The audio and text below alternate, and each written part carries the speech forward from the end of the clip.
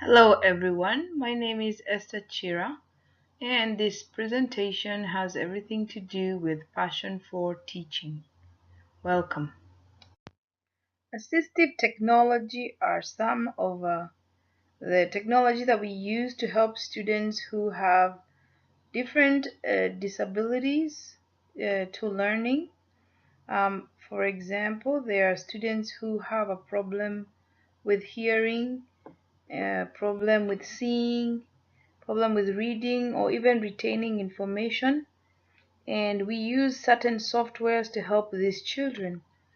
Children who cannot type, we use talking calculators, videotape social skills, speed recorders, and even phonetic spelling software, just to enable the children to learn in this day and age. My degree on learning and technology engages all teachers or technology coordinators, district leaders, and the schools. It engages them to teach students in a meaningful way. We teach them new activities or learning activities, transforming the way children learn into this 21st century now that technology is here and it's here to stay. We can no longer continue teaching children the way our parents were taught 20 years ago or 30 years ago. We can't just continue doing that because the world is evolving. So we need technology more in our classrooms. And we have discovered that most children will remember or they will retain more information based on all the animations that they see and the technology that they have. This degree is all about that. We have a bachelor's level all the way to a doctorate level, and I think it's one of the best careers or courses that I've ever taken. My hobbies are tours and travel, camping and cooking, amongst many others, but these are my top three. My philosophies of using technology in classrooms is to be goal oriented. This is where I would give assignments and online homeworks and projects and make sure that they are done by a certain time, usually Friday, and I want them back on Monday. I also accept gradual learning. This is where I send students home with uh, number one of the math homework. Tomorrow we do number two. Next day we do number three. To be goal oriented as well as gradual. Also to be a motivator, to be kind and respectful towards all my students, encouraging them to do the best that they can, creating new ways to teaching them. This is by including technology and anything else that is going to enable them to learn easier, and asking them for offering opportunities for them to give me questions. This would be my philosophy in teaching. Improving on how students learn is taking a good inventory of each and every child's learning style. Some learn visually. They have to see the diagrams and the images to understand them, learn better. Others learn through physical, actually engaging in doing things. So I would give them a procedure on how to do this, or a combination of visual and physical, or verbal. Some like being taught where you're just speaking to them and they'll grasp on everything. I would love to incorporate everybody's learning style into my teaching classes and see how well my students do. This is how I would improve on teaching. Benjamin Franklin once said, "Tell me how to do something and I will forget. Teach me how to do it. Like, let's take practically a cup of tea, boil water, and do exactly that, and I will not forget."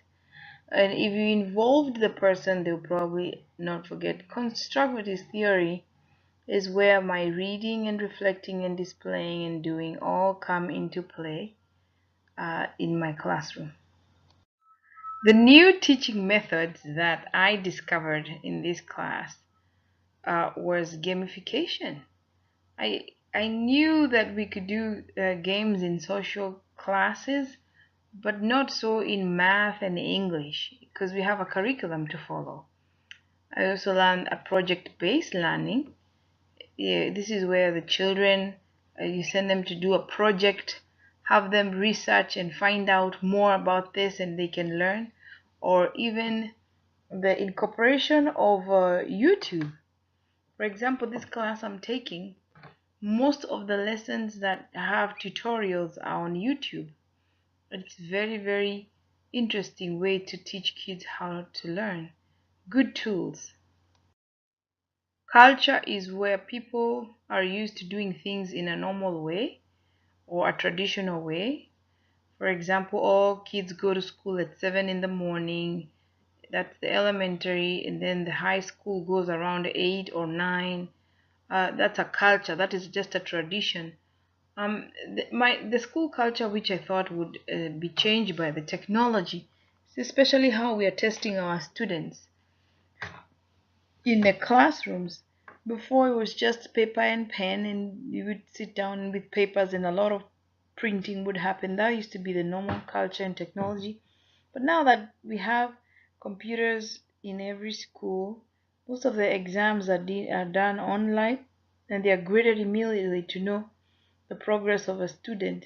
I think technology is going to change the culture of how students learn and are tested in schools. As educators, our job as teachers is to help children remember or reflect or use the skills that we're teaching them to use them on a daily basis. When we take students to a science project and they have all together learning and they'll remember or reflect the day they went to the science fair in maybe commerce or downtown, that lesson will stick in their brains forevermore because they had so much fun learning, even though it was a very tough thing, they had fun learning it.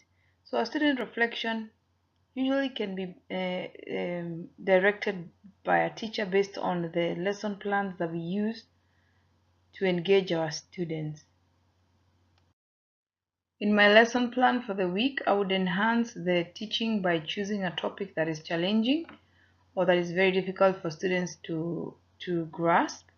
I would use images, I would use text materials, I would use animations, I would use a couple of apps to help explain this topic, including in the lesson plan, I would include the timing of each segment of the things that I want to do, the contents related to the material, lesson, the title, the material learned, and the evaluation of the plan describing my outcome expectations would be all included in this plan. My references were from Google, Pinterest, and gettingsmart.org. Thank you.